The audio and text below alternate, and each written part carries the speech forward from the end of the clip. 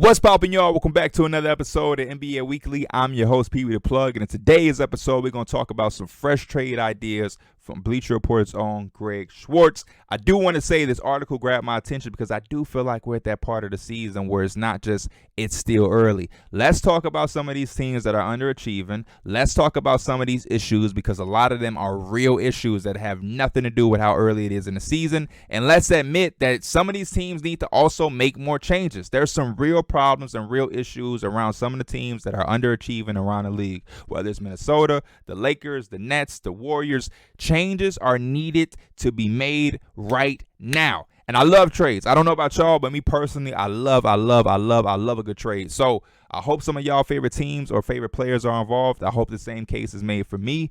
But without further ado, let's dive right in. Trades! So first, of course, we have my New York Knicks, and it says Knicks dump Evan Fournier. There is no way to have a trade rumor or an article about trade rumors and the Knicks not be involved. And if the Knicks are involved, there's two names you're probably going to hear: Evan Fournier and Julius Randle. So this does not surprise me at all. Greg has us getting Will Barton, and he has the Washington Wizards receiving Evan Fournier, a 2023 first-round pick, lottery protected via the Washington Wizards. So the Wizards will be getting their own pick back, which is always a nice plus in any trade. Greg says after starting his first 87 games with the Knicks, Fournier has finally been sent to the bench. The 30-year-old wing is still a reliable three-point shooter, facts, but that skill hasn't covered up for his defensive deficiencies. The Knicks have been outscored by a whopping 20.8 points per 100 possessions with Fournier on the floor this season, ranking in the 6th percentile overall per cleaning the glass. It's time the Knicks look to move Fournier in his remaining 2-year, $36.9 million contract, even if it means giving up some draft equity. We have plenty. Barton is a reliable wing who the Knicks can plug into their rotation immediately. He offers more playmaking than Fournier and is hitting 40.6% of his threes for the Wizards. I had no idea. His expiring $14.4 million contract means New York can open up about $18.9 million worth of cap space next summer by flipping Fournier for him now. You know we love money in New York. Considering the Wizards ranked 27th in three-point accuracy this season, Fournier could become a rotational piece and floor spacer that would slot well alongside Bradley Beal. With this deal, Washington could be rewarded for taking on Fournier's contract by getting its own 2023 first-round pick back. That pick carried protections all the way up to 2026, and by getting it back, the Wizards would take control of all of their future first and could include up to 4 in a trade. Yes. I particularly would love this trade for a lot of different reasons. The first reason is the fact that they are right. Will Barton does offer more playmaking, but even outside of that playmaking, first and foremost, three-point shooting. Three-point shooting has always been a weakness for the New York Knicks, and Fournier is one of our best three-point shooters. So in any trade that we're trading him, we need to make sure that we're getting in return a guy who can shoot the ball just as good or maybe just a little less good. And I didn't know, but Will Barton shooting 40.6% from three is highly impressive. And I know it's still early because it's more impressive to do it over a full course of a season, but we can take that 40.6% immediately and use it for our team, especially if we lose in Fournier. The other thing is he's a playmaker, yes. And outside of being a playmaker, or why he maybe is a better playmaker, is because Will Barton has a more aggressive scoring type of mindset. Evan Fournier is going to spot up. The game is going to come to him. He can score, but Will Barton is going to attack. He's going to slash. He's more comfortable handling the ball in the pick and roll. And right now, he's shooting 40.6% from three. I'm going to keep saying it. I'm going to keep saying it. Will Barton, 40% from three. Boom, bam. Another reason is what they mentioned here. He has an expiring $14.4 million contract, which means we can just eat that contract in the offseason and go into the offseason with $18.9 million, which is a nice lump sum of money for the Knicks to have. The position we're in as a team, the Knicks, we have to have wiggle room to always be looking to get better. We are not a team that can get complacent and just sit pat during free agency or the trade deadline. We always need to have our antennas up and looking for any and every way to improve our roster because we're just not there yet. And for the Wizards, they're getting their pick back. Yeah, Fournier's deal has a couple more extra years, but for them, getting their pick back is humongous. I didn't even realize or know this, but the pick went up to 2026, and getting it back, the Wizards could control all of their future first and include 4 in a trade. Like, that means that if they would have had it last offseason, they probably could have been in the stakes to go get a DeJounte Murray. They maybe would have been able to land a Malcolm Brogdon. Because the Wizards aren't a free agent destination and they, in recent memory, haven't been bad enough to get a top 3, top 5 pick, they haven't been able to really improve their team. You know, I like them getting their pick back. Obviously, again, the Fournier deal is an extra couple years. They'll be okay. The Knicks, we get to free up some money. We get a guy who plays a little bit more aggressive, a little bit better defender, a lot better defender, actually, and he's shooting the ball just as good as of right now. So for me, win-win. Will the Knicks do it? I don't know. We've been kind of hesitant to trade Fournier because obviously there's pride that we sign him and we want to make it work. But Will Barton will come in and be good in New York. Madison Square Garden will love him.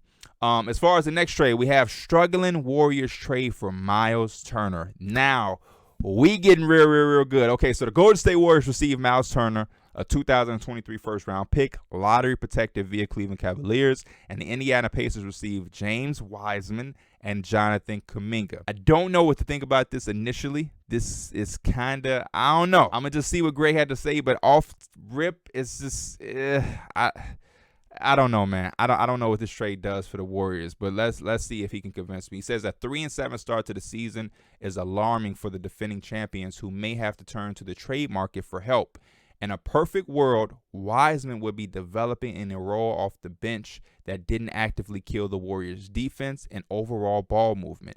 Instead, the 21-year-old looks totally overmatched, which is not ideal on a team full of veterans with a title or bust mentality. Wiseman's swing rating of -27.1 is horrendous and ranks in the 2nd percentile among all players. One can point to the small sample size, yet his -17.8 rating as a rookie ranked in the 2nd percentile as well. Sheesh.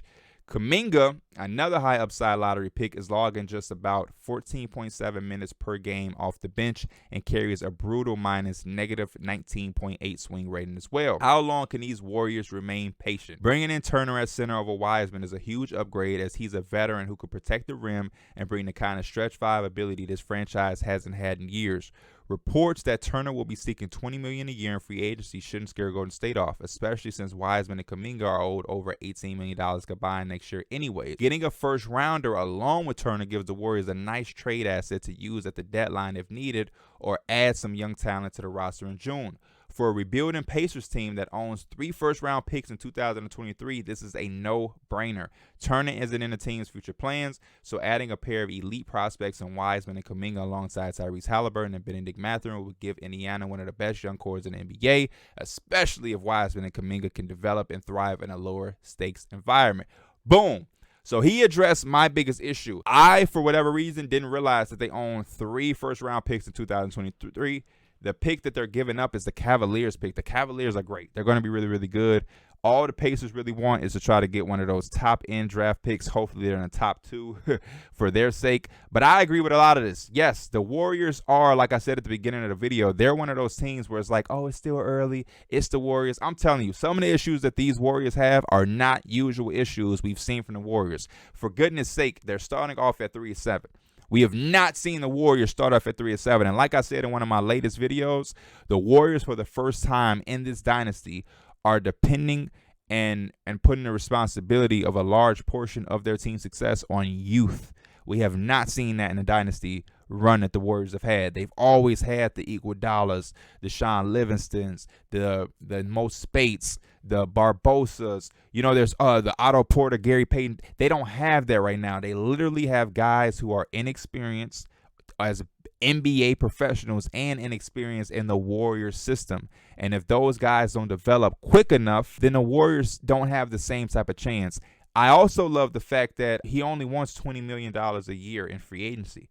So it's like, yeah, if you're going to invest $20 million in Kuminga and Wiseman anyway, and they haven't really shown much, you might as well flip it. Now, for the Warriors, I can understand being hesitant because I think Kuminga has shown some really, really good flashes. I've head scratched on why he's just logging in 14.7 minutes per game. That's weird to me. But I don't know if Wiseman is ever going to reach the level that people had for him or the potential that people had for him with the Warriors. The Warriors play a different brand of basketball that their bigs don't do what Wiseman has done his entire life, was be a guy who get the ball, can make moves, can ISO and get his post touches and just go one-on-one in the mid-post and take jump shots. No, they're JaVale McGee's, Kevon Looney's, Andrew Bogut's. You know what I mean? Guys who are going to do the dirty work, have fun rebounding, setting good screens, dunking by rim running. But nobody's really getting a post touch and just going to work. Even DeMarcus Cousins, when he was there, didn't really get that luxury. So I don't know if Wiseman is going to be able to be the Wiseman that they drafted for in this type of system and situation. He may be better with the Pacers because the Pacers will let him do his thing. So I really don't believe that the Warriors will miss anything by letting Wiseman go, because it's either him spread his wings elsewhere or just always be an underachiever with the Warriors. Now, Kuminga, there might be some pushback from the Warriors and up top. I could see their front office and coaching staff being kind of torn of like 50% is cool with trading Kuminga and 50% being like, no, we cannot lose this guy at all. But I also must say, whenever we talked about the Warriors being like OD unstoppable over the last few years, it's been adding Myles Turner, because not only can he rim protect, which we haven't really seen the Warriors have at a high level in a while because Draymond has been forced to play 5 and whatnot, and he's so good defensively, but his defense isn't him being, the shot blocker that he is. Draymond can rim protect in some ways. Rim protection and shot blocking are similar in a way, but they're also different. This is a legitimate shot blocker who on the offensive end can keep the floor space. So you don't have Looney and Draymond in at the same time, or you don't have to face that two guys that aren't, outside threats. The Warriors have been dangerous with Looney and Draymond. Now imagine bringing in Myles Turner. That would be my only concern is like, how much do the Warriors believe in Jonathan Kuminga? Because they probably feel the same way about Wiseman, which is not a bad thing to say, man. Some cultures and some situations are just better for players in other places. And the fact that the Pacers have 3 first-rounders, yes, be aggressive. Be aggressive. And also, another underrated thing is the fact that Cavaliers pick could be good for the Warriors. You find another trade, or you get some back-end talent that you've been able to do over the last few years. And I think the Pacers, they're going to have a nice young core, especially at the center position, if they did find a way to pull off the trade. We're talking about Jalen Smith, Isaiah Jackson, James Wiseman. They would be very, very fun to watch. You throw in Kuminga with Benedict Mathurin and Halliburton, and I think they're going to get like a top 5 pick this year, let alone if they get Victor Wembanyama or Scoot Henderson. Oh, my gosh, the Pacers would be the most funnest young team in the world. So I like that trade. Orlando Magic buy low on Ben Simmons. Whew. I don't know what to expect with this. Orlando Magic received Ben Simmons, and the Brooklyn Nets received Mo Bamba, Terrence Ross, and Gary Harris. Now, I will say there's some shooting that the Nets are getting from this, but the Magic, I like what the Magic are doing, and I'm a believer if it ain't broke, you don't fix it. And I guess the thought process behind this is that the Magic core ain't really affected by this because you still have Suggs, Paolo, Franz, Wendell, Cole Anthony. They're not really concerned. So let's see what Greg had to say. On the long list of Nets problems is the play of Simmons, who's struggled in a return from back surgery. The 26-year-old is averaging just 6.2 points per game on the worst shooting of his career, 44.1%. Come on, Ben. Let's get it together.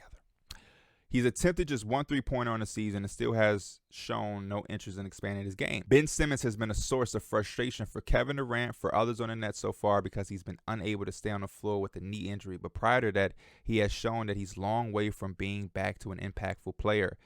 Via Adrian Wojnarowski. Oh, that's not good.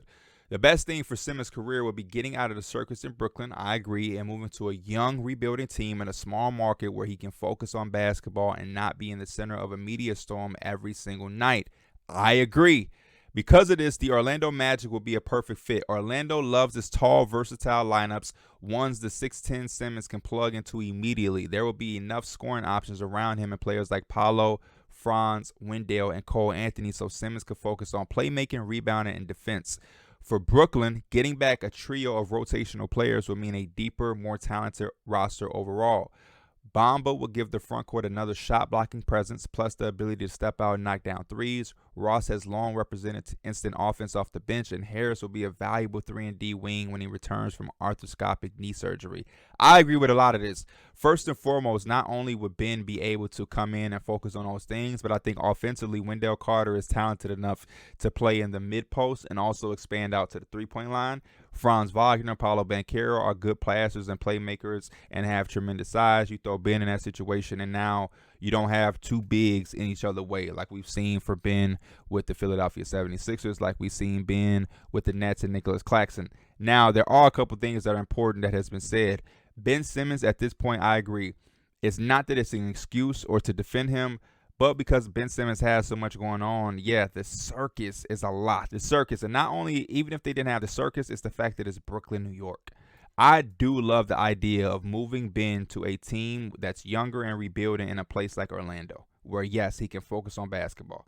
I think that was a great thing for Lonzo Ball, to get out of Los Angeles, get out of everything Lonzo and LeVar and LaMelo do being highlighted and plastered all over Hollywood, and to go to a New Orleans place that's a lot more quieter and it's a lot more simpler, and you can focus on your game and your weaknesses. And I think that was one of the best things that could happen for Lonzo Ball, because that time with New Orleans, he was able to dial in, get that shot going, figure it out, and now move on to Chicago, where the last time we saw him, Lonzo was a completely different shooter, and that was his biggest weakness. So I do like that part of this, by saying Brooklyn, has a lot going on. We send Ben Simmons to Orlando, a lot quieter, with some young talent who's hungry to score the basketball, and there's nobody really there that's looking at him like, man, you got to get this together for us. Brooklyn is dealing with a lot, but also outside of that, they have expectations as well, which is also pressure to have Ben Simmons jump right back into the mix and to be the player we saw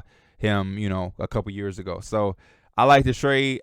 Now, one thing I would say is there's no draft equity. I think that some type of draft compensation will be wanted in this trade, because people still look at Ben Simmons. It's like, when he does get it together, he's going to be Ben Simmons. You know what I mean? Like, he hasn't played basketball in a while, and some of his slumps or his slow start, they're kind of gazing into that. And Mo Bamba, Terrence Ross, Gary Harris do give you depth, but like, this is a high situation where Kevin Durant and Kyrie won't be back on this team next year, and I know the Nets are going to want draft capital to be able to go right into a rebuild. So we would see, but I like the trade overall. Sticking with Brooklyn, Kyrie Irving era ends in Brooklyn. Jazz shed salary. This is going to be extremely interesting. Brooklyn Nets receive Mike Conley and Kelly Olynyk. Utah Jazz receive Kyrie Irving to sit out until trade deadline, and Day'Ron Sharpe. Again, this is like trades thinking that this guy is going to be there. I have to say, if you're not going to have Ben Simmons, if you're not going to have Kyrie, this dude probably goes back to his point of, hey, trade request. Y'all got me sitting here, and this is not a part of what we planned on doing. The coach already got fired. They don't know who they're going to hire. It was supposed to be Ime. Now they're saying their owner is being told not to hire Ime. The Brooklyn Nets have a lot going on, and if I'm the Nets, I'm not expecting to have this guy for that long.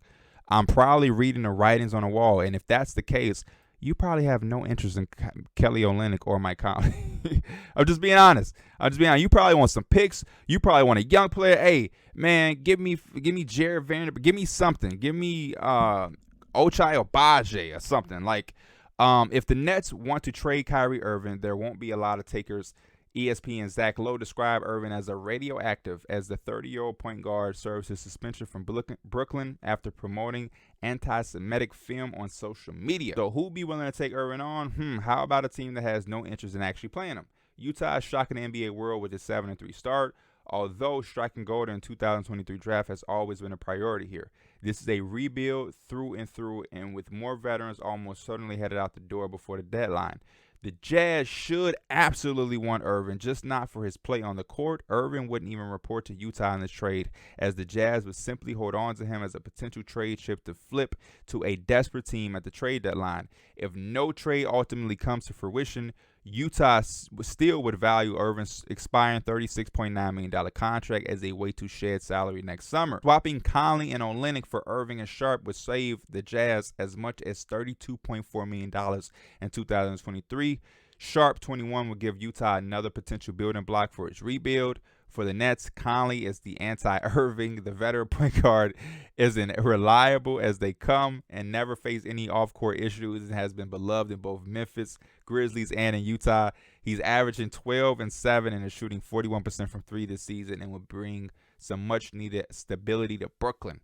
Olynyk has been an elite floor spacer, nailing 59.4% of his threes through 10 games while putting up 13, 4, and 3 assists, and 1.5 steals. Getting anything of value for Irving at this point is a win for the Nets, who will pick up 2 quality starting calibers. Now, listen, I do want to say Greg Schwartz made some incredible points in this article. The back part of this right here, incredible.